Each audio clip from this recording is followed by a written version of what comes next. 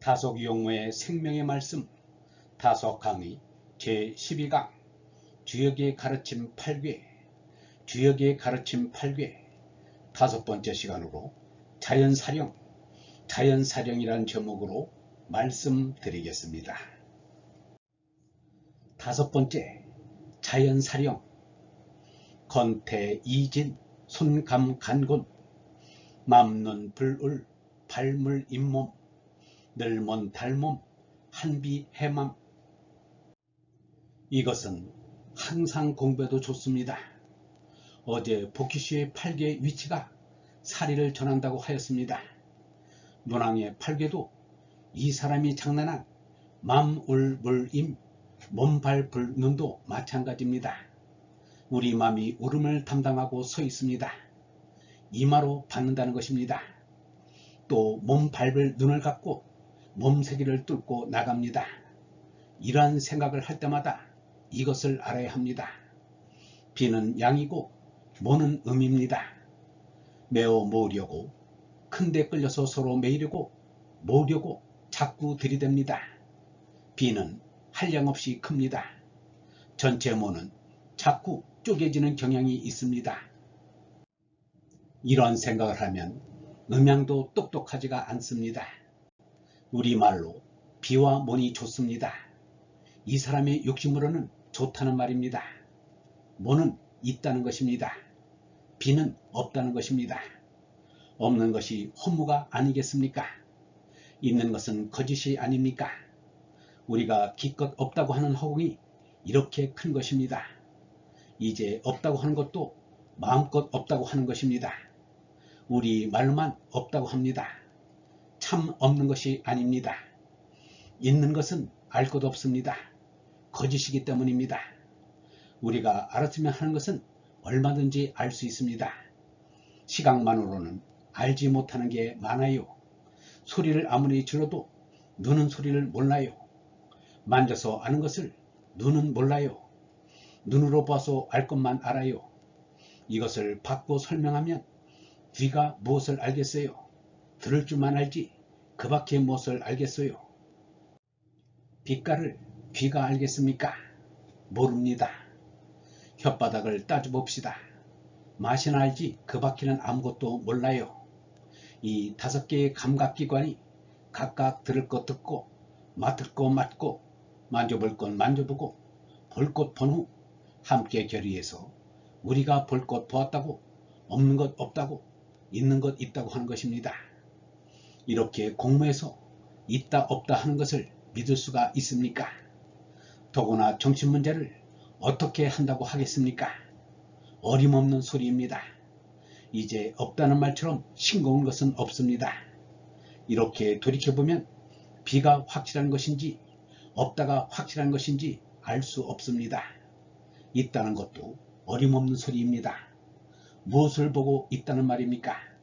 있다는 것은 만져보고 소리로 듣고 눈으로 보아도 확실하지 않습니다. 그쯤 해놓으면 객관적으로 있다 없다는 것은 모르는 것입니다. 자기 자신밖에 모르는 것입니다. 지금 있다는 것이 희미하다는 것을 알아야 합니다. 그뿐만 아니라 자유와 평등은 실상 없습니다. 자유와 평등이 세상이 되어 세상 사람이 맛을 보아야 있다 없다가 소용이 됩니다. 소용이라는 것은 문제 삼는 데 쓰려는 것이 아닙니다. 이러면 정신이 아닙니다. 모아야 되겠다, 매야 되겠다 하는 것은 정신의 활발한 표시가 아닙니다. 이 사람은 이런 생각을 하였습니다. 아는 것은 있다고 하고 모르는 것은 없다고 합니다. 안다고 할 때 무엇을 아느냐고 하면 무엇에 쓰겠다는 것을 안다는 것입니다. 자기가 구해가지고 여기에 있다 없다 말하는 것을 바로 사는 것이라고 합니다. 어버나이 3년 찾는다 라는 말이 있습니다. 아이를 등에 업어놓고 3년을 찾았다는 말입니다. 곧 등에 업은 것은 없다고 합니다. 없는 것이 아니라 등에 있어서 안 보이고 모르니까 없다는 것입니다. 등에 있는 것이 앞에 나오면 알게 되므로 있는 것이 됩니다. 그러니까 안다는 것은 자기가 안고 있는 셈입니다. 마이너스가 왜 V고 플러스가 왜 정인지 모릅니다. 꼭 아는 것이 소위 정입니다. 언제부터 V를 마이너스로 썼는지 모르겠습니다. 왜 그렇게 번역을 하였는지 모르겠습니다. 몸뚱이에 걸머진 것은 마이너스입니다. 아는 것이 정입니다. 아는 것은 없다고 할 수 없습니다. 자연사령, 받아 기르거나 다스리는 것이 아주 신선해서 말씀 사련다는 말을 쓰는데 이 말씀이 사입니다. 사에는 쓰라림을 받을 운명이 있습니다. 말씀이라는 어린 왕자 하나를 마음속에 집어넣어서 말씀을 받아 기르고 말씀을 내는 것이 정신입니다. 그리스도의 신앙을 보이는 것은 줄거리입니다. 영은 명령이라는 뜻입니다. 자연사령은 태극의 영입니다. 그 말씀이 양의연 사상자 8궤입니다. 곧 스스로를 부리는 말씀이 스스로 받드는 말씀을 하게 합니다. 영을 내리게 합니다. 이것이 목숨입니다. 오히려 영을 명으로 쓰고 싶습니다. 하게 하는 영은 바라야만 합니다. 그러니 명을 쓰는 것이 낫습니다. 태극은 종국에 가서 스스로 받드는 말씀을 하게 합니다. 이 말씀끼리 스스로 발을 밟게 합니다.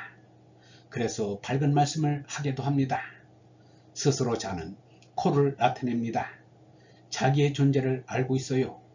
어제 말씀드린 것처럼 태극은 하나이고 말씀은 두들, 곧 이승입니다.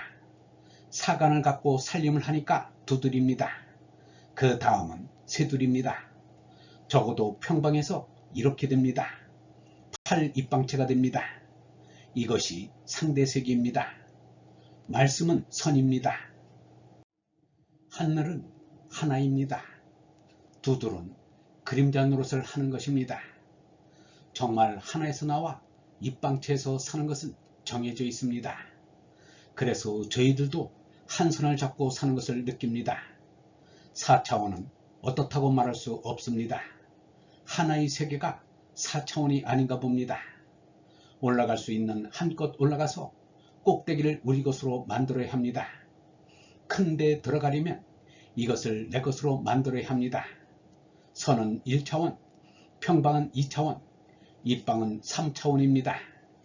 이것을 표시하기 위해 하나가 아닌 둘을 사용합니다. 둘로 이 세상은 다 표시가 됩니다. 다 하나에서 나온 것입니다. 하나는 암만 태워도 하나가 됩니다.